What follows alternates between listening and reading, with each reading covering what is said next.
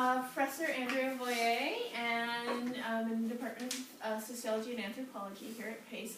Happy to introduce Olivia Reid, who is presenting some work that she had when she arrived in New York as a transfer student this fall. She already knew that this was a project in the works, and so I was happy in my course Race and Ethnicity in Cities to provide the assignment that got her started on this great project. But as you'll hear at the end of her presentation, we have high hopes for her continuing this work. So I give you Olivia. I'll give you a fine this morning. Hi, I'm Olivia. You here know that because I invited you here. So today I'm going to talk to you about Judaism and its relation to food.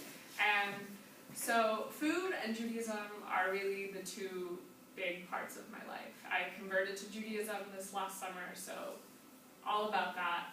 And food's always been really big for me, especially since I took a sociology of food class a few years back, and it's just something that has stuck with me. So finding a way to combine them into one sort of research goal and continuing research goal is just like super exciting for me. So originally I did this research for a class project, and I did it with my partner Kira Zing, and with her permission I'm presenting by myself and will be expanding upon the research hopefully this summer, fingers crossed. To get this project started, I had kind of an interaction with an Orthodox Jewish friend of mine. We were supposed to go out to dinner, and he was like, well, you're the foodie, so you choose where we're going to go. So I knew I had to pick somewhere Jewish or kosher. And so I picked Russ and Daughters, which is this really trendy place in like south of Houston Street, really popular. And I assumed it was kosher because it's Jewish. It serves latkes and lox and bagels and all those sorts of things. And the day we're supposed to get out, he texts me. He goes, I can't go there. It's not kosher. And I was taken back because I just assumed it was Jewish. Must be kosher, but it's not. And so then it sparked this idea in me to kind of figure out how Judaism as a religion and a culture fit into the food and culinary realm of New York City. So it's kind of acknowledging two different, I guess, realms of Judaism, religiosity and culturally, and kind of uniting them together through food. So the purpose of our research was to explore and identify the differences and similarities between kosher certified restaurants and restaurants that present themselves as Jewish. So as we were kind of looking at literature and previously done research, it kind of followed into two categories, and our research was to kind of fill in that gap almost. So the first, I guess, category of previously done research was on Judaism as a culture and as a religion. So how did secular Judaism revolve out of originally Orthodox Judaism? So there was a lot of previous research that focused on the beginning of the Reform movement in the late 19th century after the mass immigration of Jews from Europe to the US. Through the process of assimilation, Jewish identity began to change. One article pointed out that Jews wanted to form a type of Judaism that would allow them to adapt to the structure of American society while still maintaining loyalty and affiliation. And it further pointed out that there was a dramatic change in the conventional definition of who and what a Jew is. And in more recent research, there was a Pew Research Institute kind of survey, and it said that more than 60% say being Jewish is a matter of ancestry or culture, while just 15% say it's a matter of religion. So it's kind of showing this massive change in Judaism from Orthodox and more conservative focus on kind of the laws of the Torah and moving it into American society, which I guess in a way is kind of holding on to certain traditions, but kind of ditching some of the ancient laws. And you can see this in food, and this is where our research bridges it. And so in the food, if you look at it, it goes from religious laws and kind of looking at kosher laws and how food is prepared, what you can eat, what you can't eat, what you can't eat together, and then kind of bringing that into modern American Judaism, especially cultural ethnic Jews, and looking at how they hold on to like these traditional foods, or they celebrate Passover or Rosh Hashanah dinners, and they hold on to these foods, but not necessarily the way that these foods are produced. And you can see this in like culinary world, like Jewish restaurants are kind of niche and trendy at the moment, and you can see this in this movement away from kosher certification of the restaurant, but still serving things like latkes, bagels, matzo ball soup, things like that. So for our research methods, we did part participant observation and part content analysis. So we looked at 4 restaurants. We wanted to keep it a small sample size, so 2 kosher restaurants and 2 non-kosher but Jewish restaurants. The 2 kosher restaurants were Mendy's Deli and 2nd Avenue Deli, and the 2 non-kosher restaurants were Mile End Deli and Russ and Daughters. We also wanted to kind of keep it close in Manhattan instead of branching out to the other boroughs.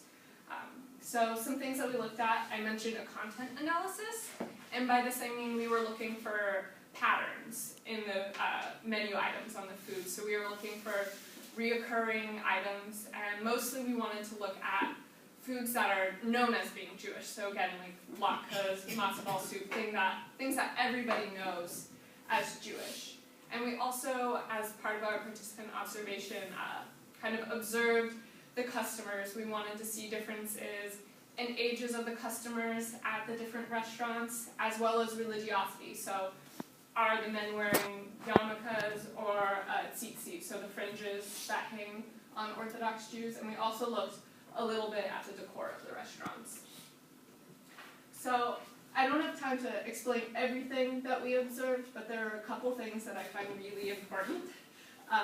The first is the menu items. So we kind of predicted that there would be differences in those menu items, but in fact, it's not. They all serve the traditional Jewish foods, and I have some pictures of the Jewish foods.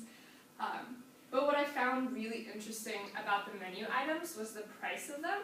So if you look at a meal containing meat at Russ and Daughters or Mile End Deli, it's probably between $10 to $20.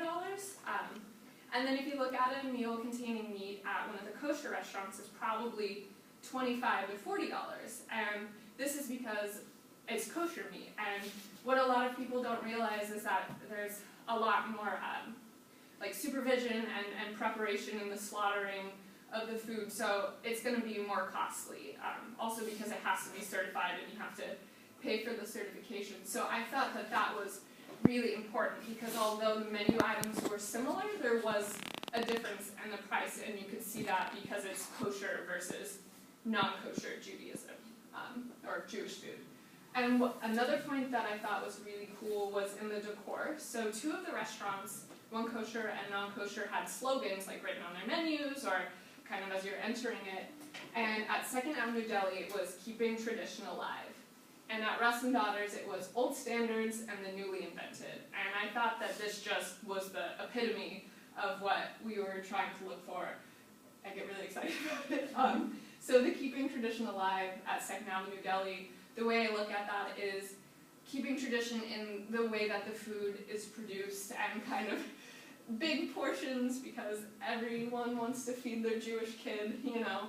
And then the old standards and the newly invented, so kind of taking the idea of a latke and placing it with like expensive caviar at Russ and Daughters, and kind of scaling back the proportions so it kind of fits into the culinary scene of New York City, especially right now. So there are a couple of big findings, kind of conclusions that wrapped up out of that. And the first was that our hypothesis was only partially correct, and this is because we predicted that there would be a difference in the menu items. And since, although the prices were different, the patterns that we were looking at were about the same, so that part of the hypothesis was not correct. But the other parts of our hypothesis did follow along the lines. We predicted that there would be a difference in age, which was true. At the non-kosher restaurants, they were probably like 20 to 35 was the normal age range. Friends going out to eat or young couples. And then at the kosher restaurants, there's probably 40 to 60. It looked like a lot of businessmen coming to and from work, so kind of an older generation. And following along the lines of Jewish identity at the kosher restaurants, we observed many observant men wearing yarmulkes or tzitzit, so you could kind of see the differences in the Jewish identity there. And then, of course, I talked a little bit about the decor on the last slide. So this is kind of wrapping it all together and tying it back to the previous research and the literature that we found, so it's kind of cohesive. So we saw that there are clear differences between the sectors, or I guess, of Judaism, but they're all joined through tradition and a love of tradition. And food, definitely, especially in the culinary realm of New York City, is a huge part of this tradition. There's delis everywhere, and you can go down the street and get falafel easily.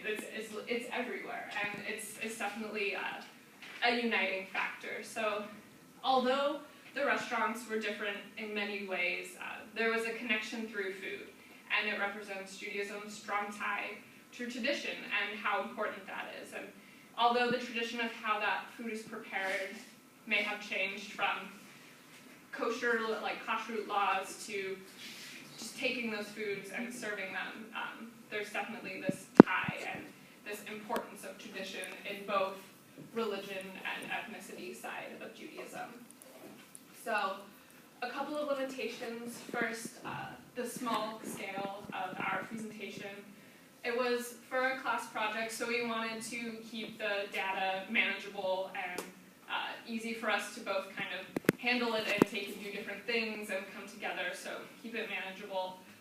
So a couple of different research paths that might be interesting would be to look at articles that focus on how traditional Jewish foods have diffused into the restaurant world, and particularly American culture, so kind of looking at how something like a latke has become known as Jewish when there are a lot of other Eastern European countries that also make similar foods. Like, why is it that that is Jewish? I also think it might be interesting to look at kind of niche and trendy small magazines right now, because Judaism, or this Jewish food, is kind of like a trend in niche, kind of seeing how other hipper like media forms take on that.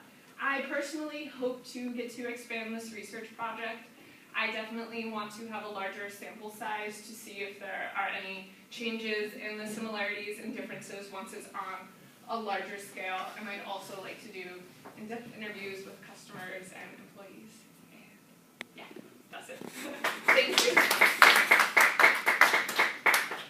Does anyone have any questions? And Olivia, I do. Do you want to call in your own Sure. question asker? Thank you. I'm very glad you're going to expand the project because you have looked at, yes, kosher from kashrut, kosher style, and I'm thinking specifically about the price difference that you found in a meat meal between A group and B group. Yeah. I'm wondering if you also need, and I'm going to suggest that you need to see what the competition is. Yeah. Because Russ and Daughters is dangling itself out there Oh, it's huge right now. for younger people, trendy people, and I want to know how much of that price difference between the old style kashruted restaurant is due to they are attracting a different clientele who really doesn't care about kashrut. Yeah. So they have to have their prices in line with the non-kosher, non-Jewish restaurant down the street. Yeah. So I think maybe some comparative analysis of similar dishes, content-wise, across the spectrum might help isolate competition factors as well as the expense of kosher. Yeah, I think that's a really good point. And while we were doing some research, I found some things where Kat's Deli, which is Jewish, is no longer kosher because a lot of the people, the clientele that went there wasn't necessarily conservative Jews anymore. So it was, the prices were too high to keep up with kind of the different customers that they were getting. So Kat's isn't even kosher anymore. So that's a really good point. Also, you're talking mainly about Ashkenazi Jewish food, Yeah. but there's a large Israeli Oh, population in New York and a Mizrahi population in general, especially Moroccans, and there are Israeli restaurants that might be serving a totally different type of food than Ashkenazi. It might be interested to look at those. Are they kosher, are they non-kosher, what is the population?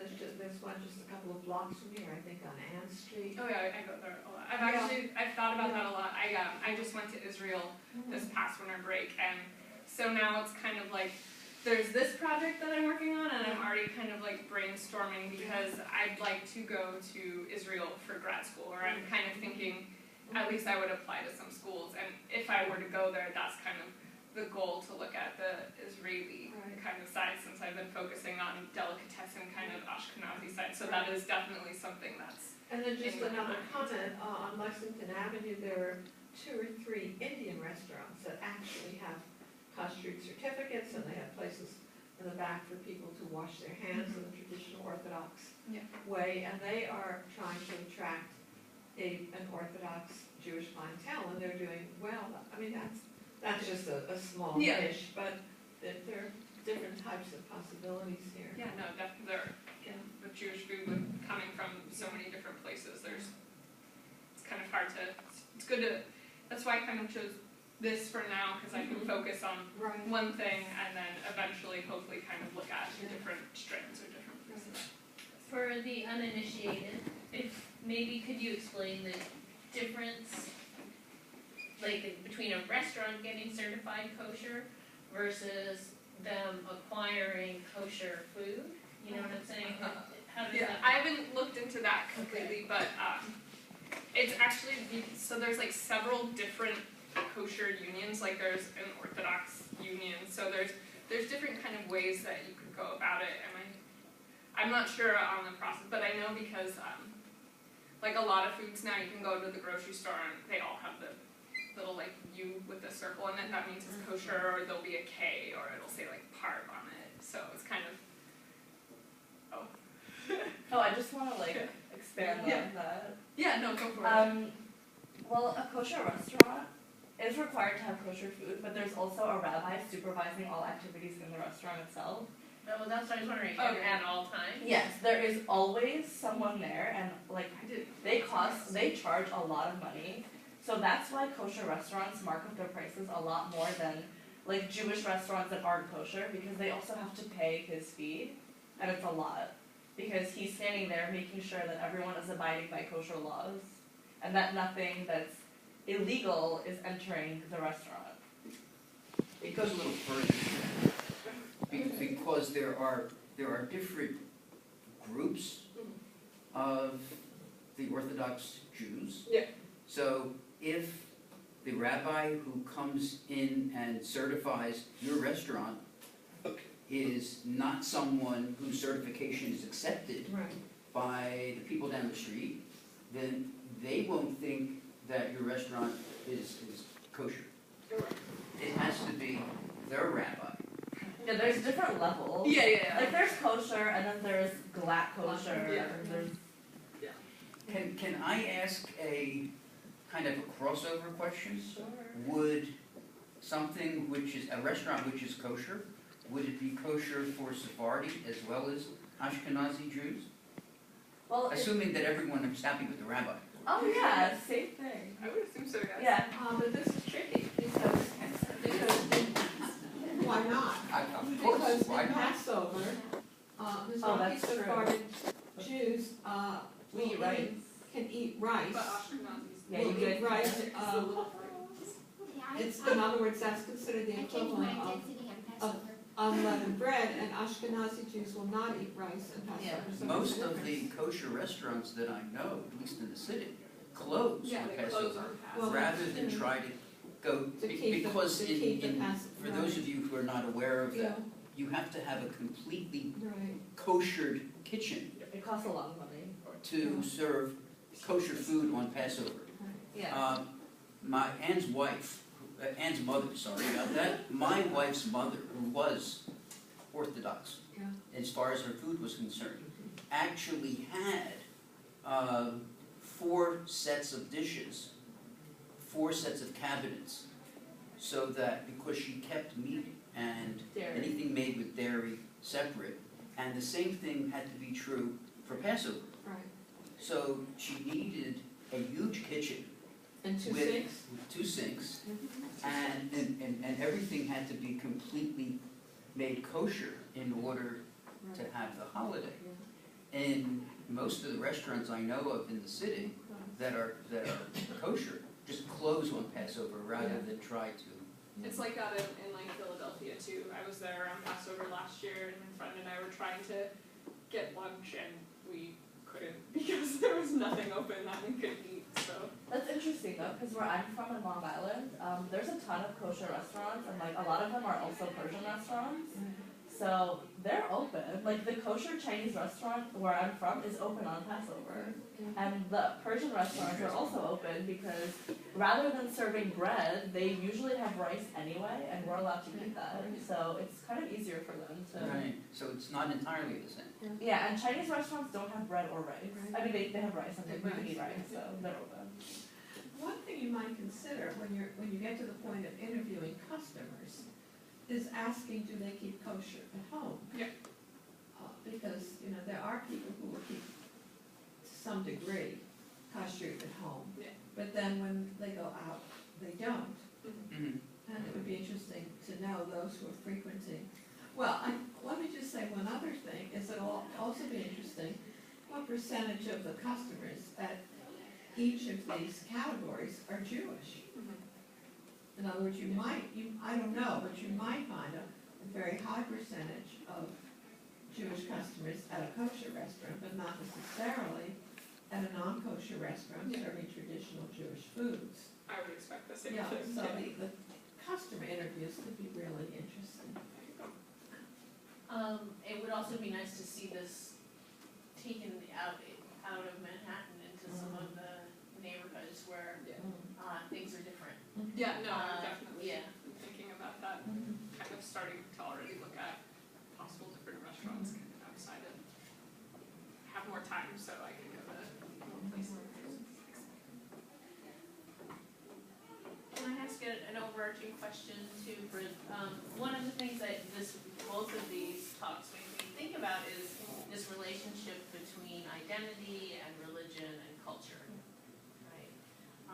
The whole issue about the Persianness and Jewishness, and then the relationship between religion and food and how those things fit together.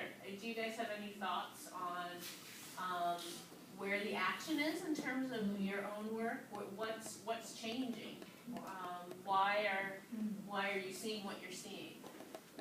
Well, I think it's interesting that, in Iran, we don't eat stuff like this. Like, we don't have latkes and matzo balls. Like, we eat traditional Iranian food, but we make it kosher by, okay, let's say you have a dish with meat in it. Like, we'll make the same dish, but we'll just put kosher meat in it. So we don't really have a Jewish versus non-Jewish food system in our culture. Even though more religious people will choose to separate meat from the dairy. My family doesn't do that, so we kind of eat whatever we want.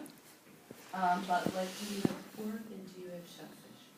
we eat shellfish. I eat pork. My mother would have a heart attack if she knew. Yeah.